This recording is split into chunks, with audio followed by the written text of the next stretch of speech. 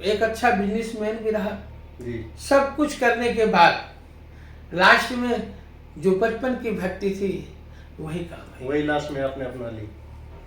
मतलब बचपन से ही आप भक्ति लाइन से ही जुड़े रहे। हाँ हाँ, जो भी खेल भी था हाँ, मेरा, कोई खेल कूद भी था तो मंदिर बनाना, मूर्ति हाँ। बनाना, उसकी आरती करना और प्रसाद चढ़ाना, यही सब शुरू से चलता था। अच्छा, नमस्कार दोस्तों।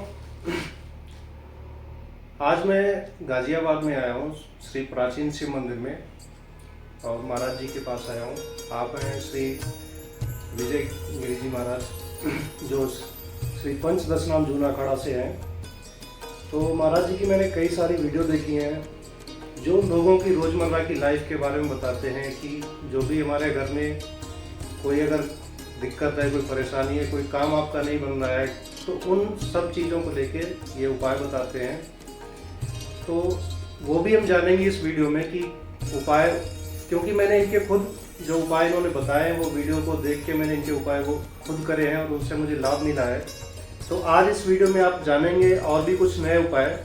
तो लेकिन उससे पहले महाराज जी से मैं जान लेता हूँ, कुछ इनके बारे में जान लेता हूँ। तो महाराज जी से मैं कुछ पूछना चाहूँगा। महाराज जी जय श्री राम। जय श्री राम। महाराज जी, अगर आप बुरा ना माने तो कुछ मैं आपकी पर्सनल लाइफ से जुड़ी बातें जानना चाहूँगा, क्या मैं पूछ सकता हूँ? हाँ बिल्कुल, क्यों नहीं। जैसे हर किसी का एक एम होता है, एक लक्ष्य होता है कि लाइफ में किसी को किसी बिजनेस लाइन में जाना होता है, किसी को नौकरी करनी होती है, हर किसी का एक अलग अलग एम होता है। तो मैं आपसे जानना चाहूँगा कि आपने ये लाइन क्यों चुनी, भक्ति लाइन? ये चुनने का आपका क्या मेन रीजन रहा है? तो बहुत अच्छा सवाल है और ये जीने पे भी मेरे आधारित होता है कि जी। हर घर की एक समस्याएं होती हैं। हाँ जी। हर एक घर में हर एक बच्चे का माँ बाप यही सोचता है कि मेरा बेटा बड़ा होकर के IAS PCS, हाँ जी, अच्छा बिजनेसमैन, अच्छी नौकरी करे या बड़ा बिजनेसमैन बने। हाँ, हाँ तो जी। सबकी एक ख्वाहिशें होती हैं, लेकिन बच्चों को डिपेंड करता है बच्चे क्या बनेंगे। जी। तो अपना शुरू से ही बाबा से बड़ी लगन थी, श्री बालाजी महाराज जी से। जी।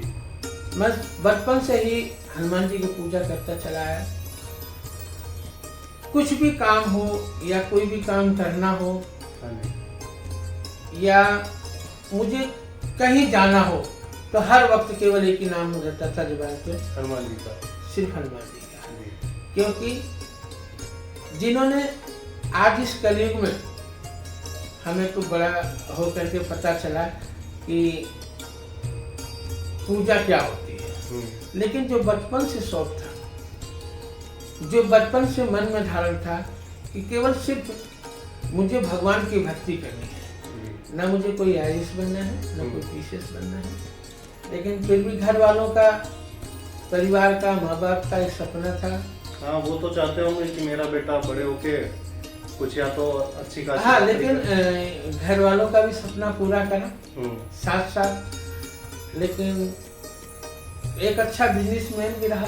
जी। सब कुछ करने के बाद लास्ट में जो बचपन की भक्ति थी वही काम, वही लास्ट में आपने अपना ली। तो उसका कारण क्या रहा है, आपने ये लाइन क्यों चुनी फिर? लाइन क्या कि मैं 8 साल की उम्र से घर से भाग आया था। अच्छा। क्योंकि घर वाले कहते थे पढ़ने जा, तो पढ़ने अगर मैं पढ़ाई में बैठ गया तो मेरा मन नहीं लगता था। किसी काम के लिए कह दिया तो सबसे पहले मिट्टी ले लिया, तो कहीं मंदिर बनाना छोटा छोटा। मतलब बचपन से ही आप भक्ति लाइन से ही जुड़े रहे? हाँ हाँ, जो भी खेल भी था मेरा, कोई खेल कूद भी था तो मंदिर बनाना, मूर्ति बनाना, उसकी आरती करना और प्रसाद चढ़ाना, यही सब शुरू से चलता था। अच्छा। तो घर वाले स्पीच में डांटते डूटते थे। तो एक दिन क्या है कि बस मन में आया कि यहाँ रहेंगे तो हम कुछ कर नहीं पाएंगे, हम चले जाते हैं। फिर मैंने सन 83 में घर छोड़ दिया। 83 से छोड़ करके जब मैं चला तो 8 साल की उम्र में पता नहीं होती कि जाना कहाँ है। निकल दिए बस घर से? निकल दिए। जब वहाँ से निकल दिए तो एक अपने नज़दीक में एक स्टेशन है। जब मैं स्टेशन पर पहुँचा तो मुझे ये भी नहीं पता था कि मैं जाऊँगा कहाँ। मैं ट्रेन में बैठ गया, ट्रेन में बैठा तो दिल्ली ला करके उतार दिया। दिल्ली में आके उतर गया। दिल्ली चल गया। अब दिल्ली में कोई अपने नात रिश्तेदार तो कोई था नहीं, अब थे भी सब, लेकिन इतनी जानकारी नहीं, जाना था। हाँ, पहले शायद फोन भी नहीं होते थे उस टाइम फोन भी नहीं होते थे कि किसी से फोन करके पता कर लो कि आप कहाँ और 2-4 दिन इधर उधर भटकता रहा। मुझे 5 दिन हो गए जो खाना खाए हुए। 5 दिन तक आपने खाना ही नहीं खाया? खाने नहीं खाया, क्योंकि पैसा था नहीं तो खाते कहाँ से। इधर उधर घूमता रहा। फिर किसी ट्रेन में बैठ करके मुझे इतना याद है कि मैं गाजियाबाद स्टेशन आ गया। दिल्ली से गाजियाबाद? गाजियाबाद आज जब मैं आया तो एकदम बेहोश हो गया। हाँ, 5 दिन तक खाना खाया नहीं तो वो अब मेरे को चलने की हिम्मत नहीं रही, तो मैं जो सीढ़ियाँ होती हैं प्लेटफॉर्म की, उस पर बैठा और वहीं पे बैठा रहा, सो गया। कब में नींद आ गई, कब में आया, क्या चला, मुझे कुछ पता नहीं। लेकिन जब मेरी आंख खुली तो मेरे आगे 2-4 रुपए पड़े थे। उस समय 10 पैसे, 5 पैसे, 25 पैसे बहुत ज़्यादा चलते थे। हाँ, उस टाइम पे ये सारे चलते होंगे। तो वो मेरे आसपास में बहुत सारे सिक्के पड़े थे। तो मैं उठा तो मैंने देखा यार पैसे कैसे हैं, मैंने उन्हें सब इकट्ठा करा तो मेरे पास 1.5 या 2 रुपए इकट्ठे हो गए। मैं नीचे आया, हाथ मुंह धोया, चाय बनवाई, चाय पिया, थोड़ा शरीर में जान आ गई।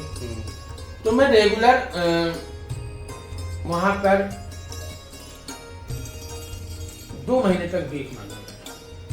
गाजियाबाद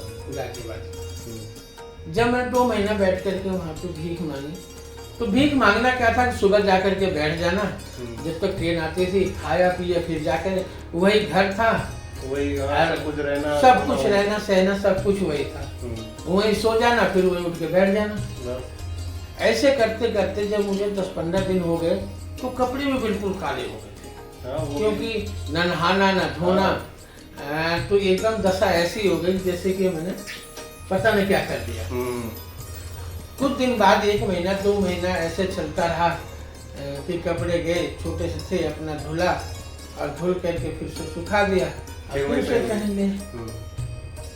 तो अपने बचपन में शुरू से ही फिर मैंने एक दिन ऐसे बतन ध्यान आया, मैंने कहा बालाजी महाराज हमने ऐसी क्या गलती करी जो ये दिन दिखा रहे हो, ये जो दिन दिखा रहे, क्योंकि शुरू से ही थोड़ा माइंड बड़ा तेज चलता था। तो मैंने कहा बाबा हमने तो आपकी भक्ति करने निकले थे, यहाँ तो दूसरी भक्ति चल रही है। मैंने कहा चलो घर ही चलते हैं भाई, इससे बढ़िया है। हाँ, और क्या? कि अपने घर में सब एक संपन्न परिवार है और किसी चीज की कमी नहीं है। और आज की डेट में सभी हमारे घर में अच्छे सरकारी सर्वेंट भी हैं, IAS भी हैं और हमारे चाचा जज भी हैं। तो अपना घर बड़ा संपन्न परिवार है। लेकिन कभी ऐसी नौबत नहीं देखे थे, घर वाले सदैव एक दूसरे की हेल्प करते थे। लेकिन एक दिन क्या होगा कि उनका ही बेटा, उनका ही खानदान का वो एक दिन भीख मांगेगा। तो मैंने सोचते सोचते फिर बाबा का ध्यान करा, फिर हम ऐसे घूमते घामते मैं पहुंच गया चोपला मंदिर। कुछ दिन सेवा करी, वहाँ बाबा राजगिरी जी रहते थे, बाबा बंगाली बाबा रहते थे, जो सिद्ध पुरुष हुआ करते थे। अपने ही गाजियाबाद में दुधेश्वर नगरी है, दुधेश्वर नाथ मंदिर, जहाँ पे रावण के पिता विश्वेश्वर ही पूजा करते थे। अच्छा। तो ये बड़ी अच्छी नगरी है। बड़ा ये शक्तिपीठ मंदिर में आता है। हाँ, शक्तिपीठ में आता है।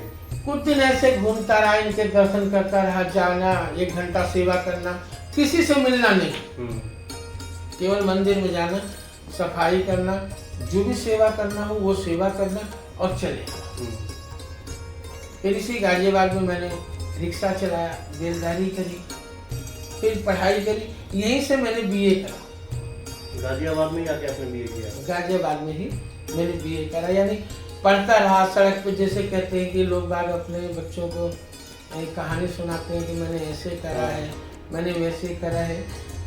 तो कुछ अपनी भी ऐसी लाइफ है कि जो जिंदगी में मैंने भी सड़क के किनारे अपना जीवन काटा हाँ। और हर तरीके का काम करा, पढ़ाई भी करी और अपना घर सड़क था, बिछौना सड़क था, सब वहीं रोड के किनारे। हाँ, लेकिन पहले मानवता बहुत अच्छी थी। हाँ। सम्मान करते थे, सहारा देते थे, एक दूसरे की हेल्प करते तो हम अपना एक कुटलिया जो अपना बिस्तर होता था और बांधा और किसी चाय वाले के यहाँ रख दी। ऐसे ही फिर सारा दिन इधर उधर कहीं से काम करा या पढ़ के आए या कुछ भी करके आए, तो आ करके फिर अपना लिया, शाम को किसी की दुकान के आगे अपना बिस्तर लगाया, सो गए। ऐसे जीवन करते करते एक दिन गाजियाबाद में बड़ा अच्छा एम्पायर खड़ा करा, बड़ा अच्छा काम चलता रहा, भक्ति भाव करता रहा मैं बाबा का। बाबा जिससे मतलब आप हटे नहीं, हटे नहीं। हाँ। लेकिन एक क्या है कि अगर जो जिस लाइन में जाना चाहता है, ये सोच लेता है, वो चाहे किसी भी लाइन में चला जाए, लास्ट में पहुंचता वहीं पे। पहुंचता वहीं पे। जैसे बहुत से लोग कहते हैं, मेरे फोन भी आता है कि महाराज जी मुझे ये काम करना है। नौकरी वाले हैं, नौकरी तो कर रहे हैं, वो उसमें भी कुछ नहीं है, वो उसमें भी कुछ नहीं। अगर उन्हें 40-50 हजार की नौकरी लगी हुई है तो टाइम नहीं दे पाते, तो आज की डेट में वो 40-50 हजार से भी संतुष्ट नहीं, उससे भी कहाँ संतुष्ट नहीं। वो सोचते हैं कि मैं एक अच्छा बिजनेस करूं। जब नौकरी भी छोड़ देते हैं, बिजनेस में आ जाते हैं, उसमें भी परेशान, कभी घाटा लगा कभी कुछ। तो क्या है कि जो हमारे किस्मत में लिखा है, हम उस लाइन को छोड़ करके दूसरी लाइन में जाना चाहते हैं तो नुकसान खाएंगे, क्योंकि हमारा जो मन है ये चलायमान। हाँ, और क्या, एक जगह टिकता नहीं है। लेकिन सामने वाले का हम मिस करते हैं कि यार वो इस टाइप का कर रहा है, दूसरे से अपने को कंपेयर कर लेते हैं, वो ऐसा कर रहा है, चलो मैं भी यही करके देख लेता हूँ। लेकिन जो विधि, जो विधान, जो ऊपर वाले ने लिख दिया है, आपको यही काम करना है, आपको ऐसा जीवन यापन करना है, लेकिन कर्म प्रधान है। अगर आप कर्म अच्छा कर रहे हो, किसी का दिल नहीं दुखा रहे हो, किसी का बुरा नहीं सोच रहे हो, दूसरे को देख करके आप खुश हो, तो आप कोई भी काम करो, आप लेकिन आज के युग में तो हम दूसरे को देख करके दुखी होते हैं। हाँ, कि ये हमसे आगे क्यों बढ़ रहा है, ये हमसे आगे क्यों बढ़ रहा है। ऐसे अपने जीवन के थे, सारा बहुत लंबा कहानी इसे, क्योंकि इतना लंबा तो आप बहुत लंबी हो जाएगी। हाँ, तो क्योंकि जीवन में मैंने भीख भी मांगा, रिक्शा भी चलाया, बेलदारी भी करी, पढ़ाई भी करी, साथ में रात दिन उन गुरुओं की सेवा करता था निस्वार्थ।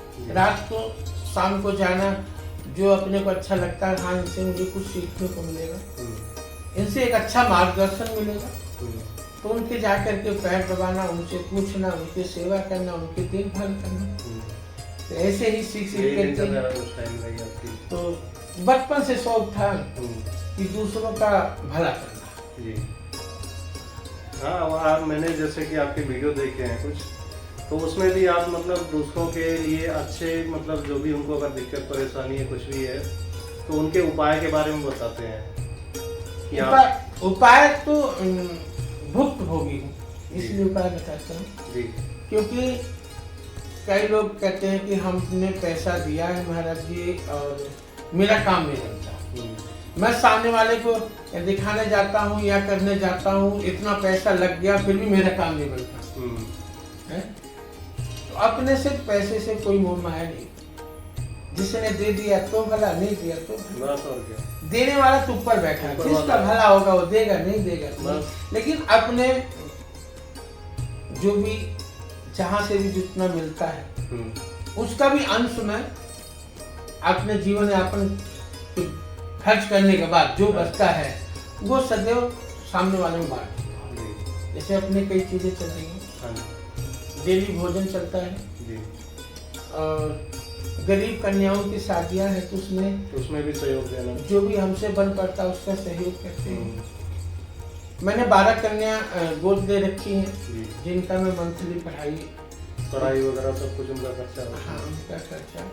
मेरे पास 12 विधवाएं माँ हैं जो अपने घर में ही हैं, लेकिन उनके कोई नहीं है, किराए पर रहते हैं, तो उनका सारा खर्चा वहन करते हैं सारा कुछ, और उनका राशन देना और बेटियों को पढ़ाना, समय समय पे कोई जानवर है या कुछ भी है तो जहाँ तक है पूरा जीवन पूरा दिन लोगों की देखभाल में, मतलब इसी में ही हेल्प करने में।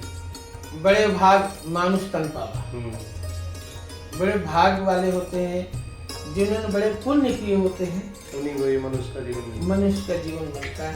अब उस मनुष्य के जीवन में सामने वाला कितना ही सेवा कर सकता है ये उसके भाग के ऊपर निर्भर करता है। अपने कर्म के ऊपर कब वो सामने वाला आगे बढ़ जाए, कब उसका नाम चमक जाए, कोई पता नहीं। लेकिन हिंदुत्व के लिए जन्मे थे, हिंदुत्व के लिए ही मरे। तो आपने ये लाइन इसलिए चुनी आपने।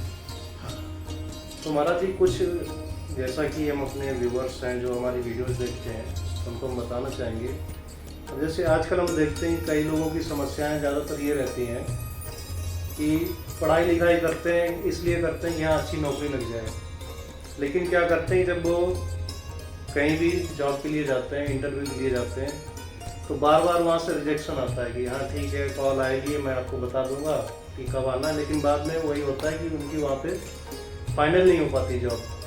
तो ऐसे लोगों को क्या उपाय करना चाहिए कि उनका इंटरव्यू, मतलब जो इंटरव्यू देने जाते हैं, एक तो खुद में उनके पास ये कॉन्फिडेंस आ जाए कि हाँ मैं ये इंटरव्यू पास कर सकता हूँ, और दूसरे की मतलब इंटरव्यू देने के बाद में उनकी जॉब लग जाए। तो ऐसा कोई उपाय बताइए आप। हाँ, ये बहुत अच्छा प्रश्न आपने किया कि हर एक आदमी की एक लालसा होती है जी, लेकिन अभी मैंने आपसे कहा था ना, कर्म बड़ा प्रधान है जी। अगर हमें ये चीज, बहुत से लोग हैं कि जाते हैं इंटरव्यू पास भी होते हैं, फेल कौन होता है? काम किसका नहीं बनता है? काम उन्हीं का नहीं बनता जिनके मन में संशय होता है। हाँ, डर बना रहता है, डर बना रहता है। तो डर बनने वाले के लिए ही बहुत अच्छा उपाय है कि एक पान का पत्ता ले और थोड़ी सी फिटिकरी, फिटिकरी बहुत कई चीजों में काम आती है। एक पान का पत्ता और फिटिकरी, उस पर 3 लौंग, उसे फोल्ड करके लाल कपड़े में बांध करके जो भी उनकी मनोकामना हो, जैसे कि मुझे कल जाना है इंटरव्यू पे, या मुझे किसी काम के लिए जाना है, मुझे किसी डील के लिए जाना है, तो वो एक दिन पहले उसे ये काम कर ले और उसे बांध करके पोतली और ले जाकर के किसी पीपल के नीचे गड्ढा खोद करके जड़ के नीचे और वहाँ पे डाल दे और डाल करके वहाँ पे प्रार्थना करें जो भी मनोकामना है। गारंटी है कि किसी भी इंटरव्यू के लिए जा रहे हैं, किसी डील के लिए जा रहे हैं, तो उनका काम जरूर करेंगे। तो देखो, मेन क्या होता है कि अगर आपके अंदर विश्वास है तो ही उपाय काम करता है। मैं पहले ही बता दूं, अगर आपके पहले से ही डाउट चल रहे हैं कि हाँ यार मैं ये करके देखता हूँ, होगा तो ठीक है, नहीं होगा तो कोई बात नहीं। तो महाराज जी, ऐसे बहुत सी समस्याएं हैं, एक ही उपाय मैं नहीं पूछना चाहूँगा कि अब जैसे क्या है कि कई लोग पैसा दे देते हैं उधार, रिश्तेदारी में या दोस्त को, किसी को भी, अब वो लौटाना नहीं चाहता है, वादे पे वादे किए जा रहा है, ठीक है 15 दिन बाद दे दूंगा, 1 महीने बाद दे दूंगा। तो उसके लिए क्या करना चाहिए कि उससे लड़ाई झगड़ा भी ना हो, क्योंकि क्या होता है ना कि कोई परिवार है या रिश्तेदारी है वो भी ना टूटे और हमारा पैसा भी वापस आ जाए। सबसे बड़ी बात क्या है कि जब कोई पैसा देता है तो पहली बात तो ध्यान रखते हैं, किसी को मंगलवार के दिन कर्जा नहीं देना चाहिए। मंगलवार के दिन नहीं देना चाहिए। मंगलवार को अगर मंगलवार वाले दिन आपने किसी को कर्जा दे दिया तो वो मुश्किल है मिलना। तो वो मुश्किल है मिलना। हाँ, मंगलवार के दिन आप कर्जा चुका सकते हो।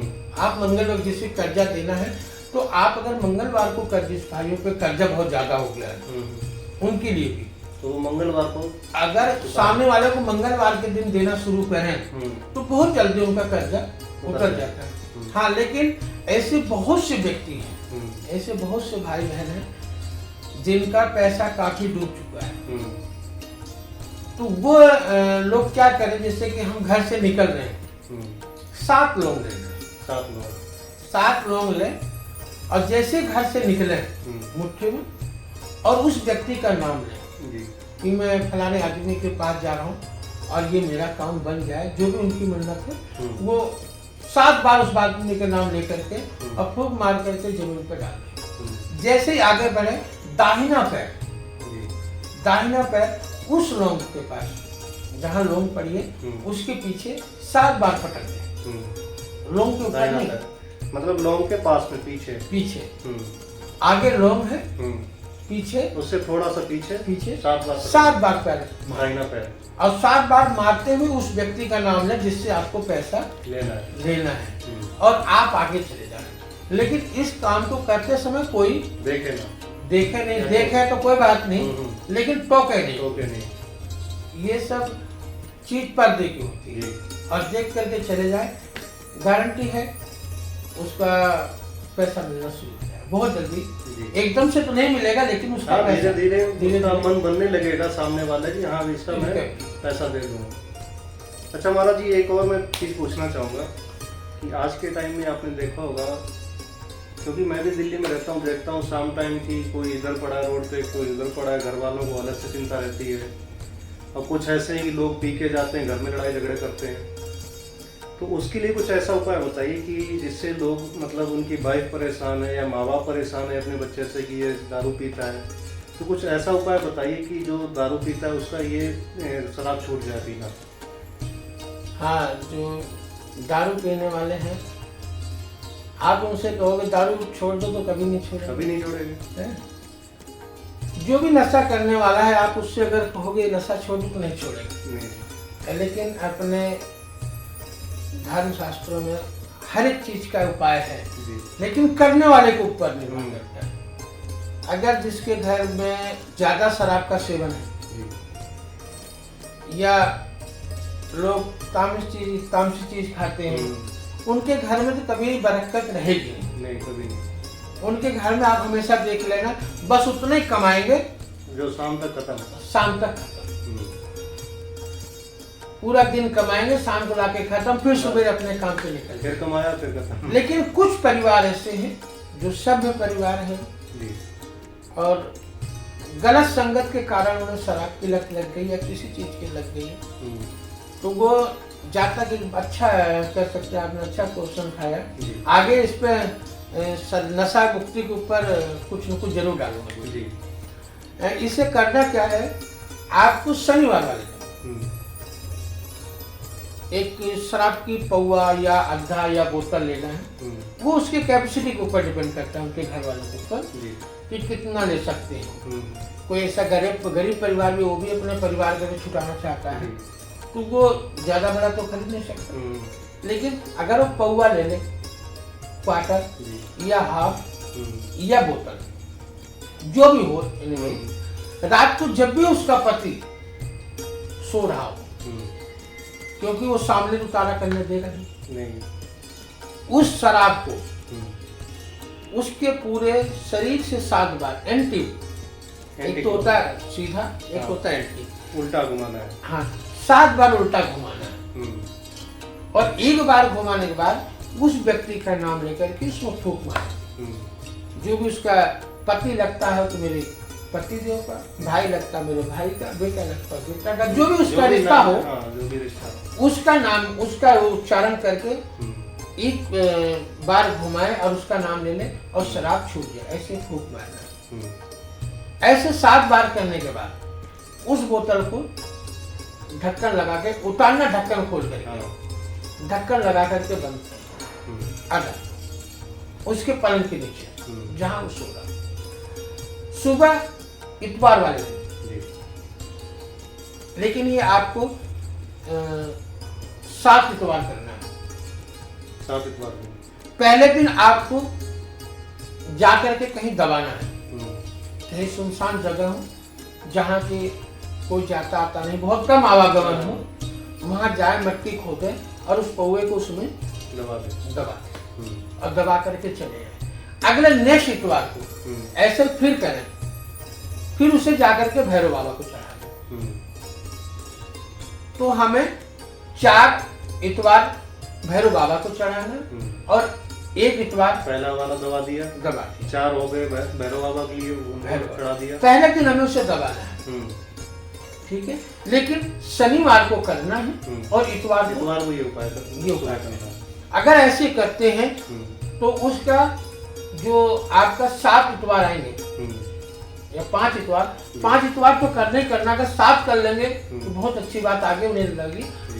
अगर 5 या 7 जब भी पूरे हो जाते हैं उसके बीच में उसके शराब सेवन छूट जाए और वो घर भी खुशहाल है। जी, तो ये उपाय आप जरूर करके देखिए, ये बहुत अच्छा उपाय बताया, क्योंकि आजकल आप भी देखते होंगे, शायद हो सकता है आपके भी घर में यही चीज़ चल रही हो, कोई ना कोई पी के आता होगा, लड़ाई झगड़ा चलता होगा, तो ये उपाय जरूर आजमा के देखिए।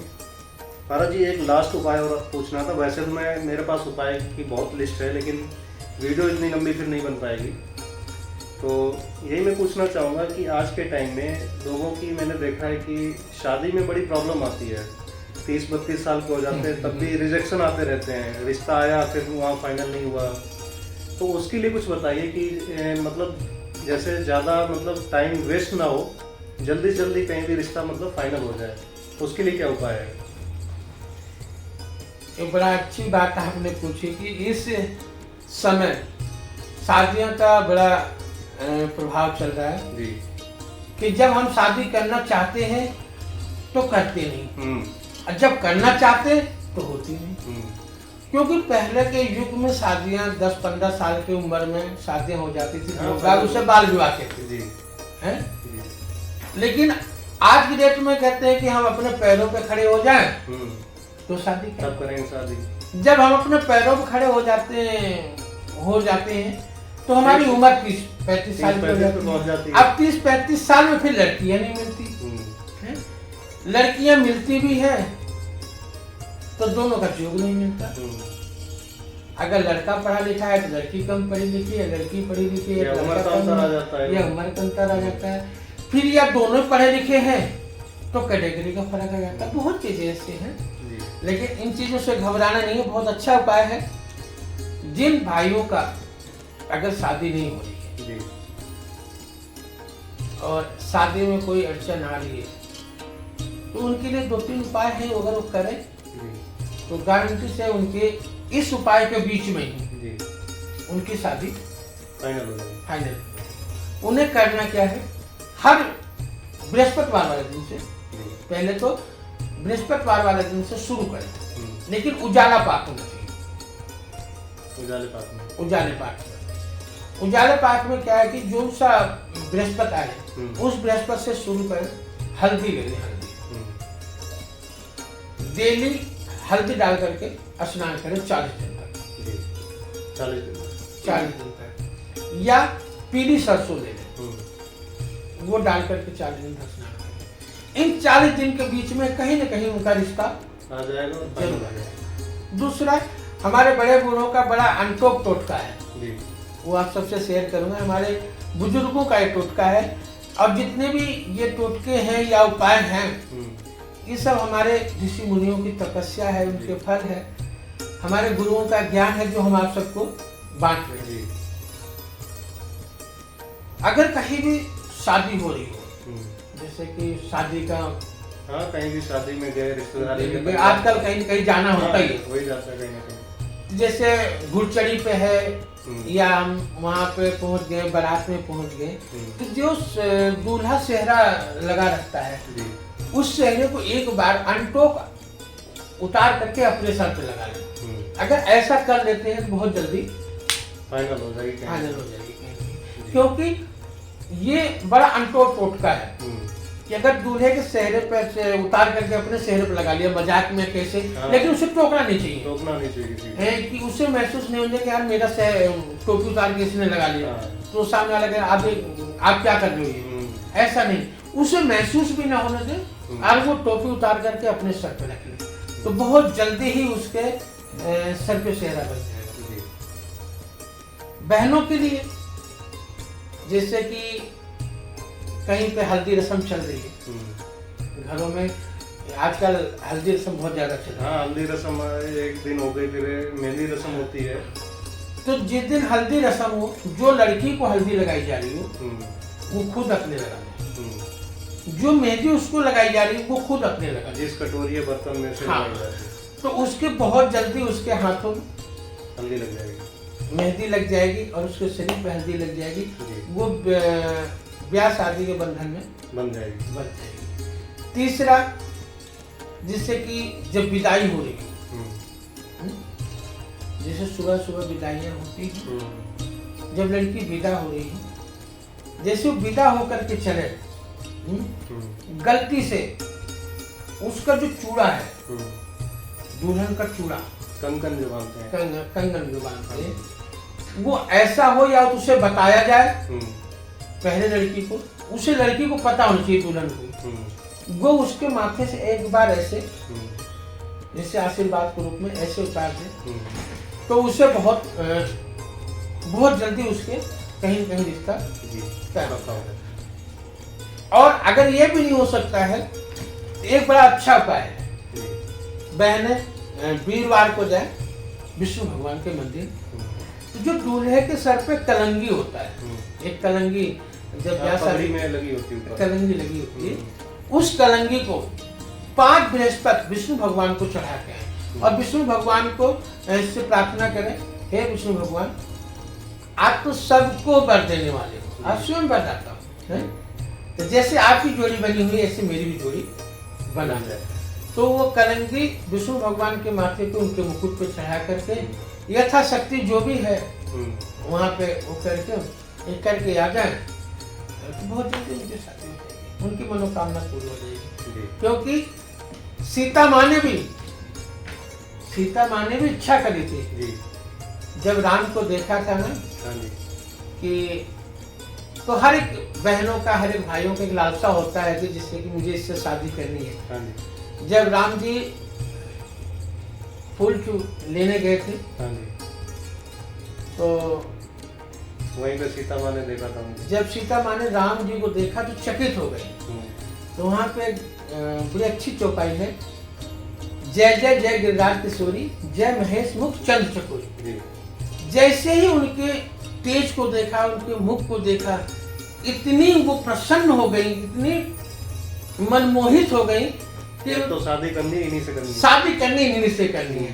तब वो क्या उपाय करें, शादी तो नहीं करनी। तो वाटिका में एक बड़ा ही सुंदर माँ का दरबार था, तब जाकर के उनके आगे प्रार्थना करती हैं। तो बहनें भी यही प्रार्थना करें।